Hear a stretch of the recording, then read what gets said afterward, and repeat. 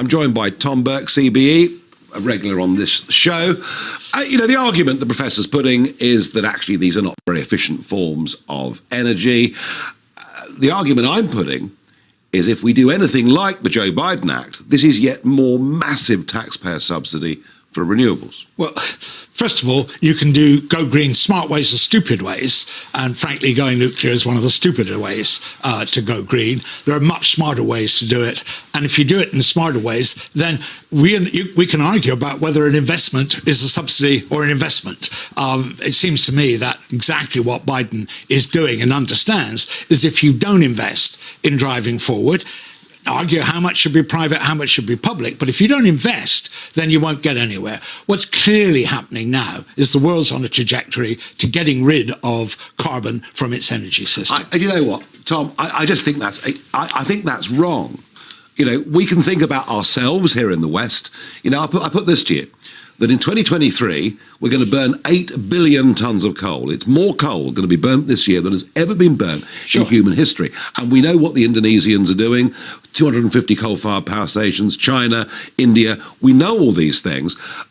But the point I want to make about we have subsidised wind energy. It's been paid for by the poor, isn't it? Well, the reason we have computers right now is because the American government subsidized, I think, through a thing called DARPA, for defense reasons, the whole development of that technology. It took you around the bottom end of the learning cycle, and then it took off, which is why we now have phones, by the way, that even 20 years ago we didn't have. That was all a product of the fact that you invest, and when you invest at the beginning, it's expensive, and private sector doesn't do that investment. Government always had investment. That's now why everywhere in the world, actually everywhere in the world, it is now cheaper to install renewables to provide your electricity than it is to install any kind of fossil fuel plant. That's cheaper. It's cheaper with subsidy. No. Let's be honest about it. But let's just move on if we can. We can indeed. We agree to disagree on that. But let's move on if we can to energy security. Security of energy supply, Absolutely. Which is utterly crucial. We had a power cut the other day. You can't function in the modern world without electricity. We can't do this just with renewables, can we?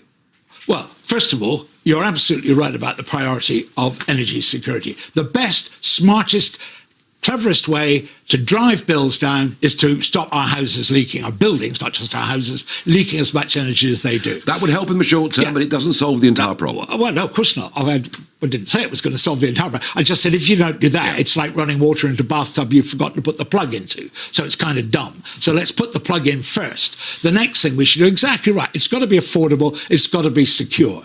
That exactly is what you're going to get from wind and renewables, provided, one, you do the right kind of market, our current market, which prices everything at the price of gas, which means we're giving, exactly. Don't worry, I know the racket that's been going on. And the second piece of that is you've got to invest in storage. But you and I both know, at the moment, I've been hearing about storage since the year 2000, since I started asking questions about this. At the moment, storage is wildly expensive. It may get better as the years go on, but for now, do you not accept we need fossil fuels? It's worse than you're saying. For now, we don't actually have enough of it. And the costs of batteries, which are part but not all of the solution, have gone through the floor over exactly the same way as renewables did, actually for the same reason, because governments started the ball rolling and then markets have picked it up and rolled it forward. You know what? The problem that irritates you as much as it irritates me is we're paying people to switch off their wind at night because we can't use the energy. Well, if you use those switched off reactors, instead you use that to make hydrogen, which you stored long term, you'd solve the hydrogen. But hydrogen isn't dense enough to be used in any large usage at this moment in time. Hydrogen, you burn it in an existing gas-fired power station. You should not put it into houses. I agree with that. There we are. Houses, cars, it will not work. It may have uses.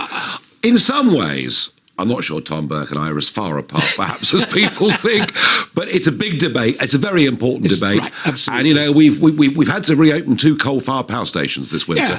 That shows you. That's because there's no consistency in government. You know what investors require above all from government? Consistency. A bit of certitude. No, you're absolutely right. In a moment, let's talk Northern Ireland.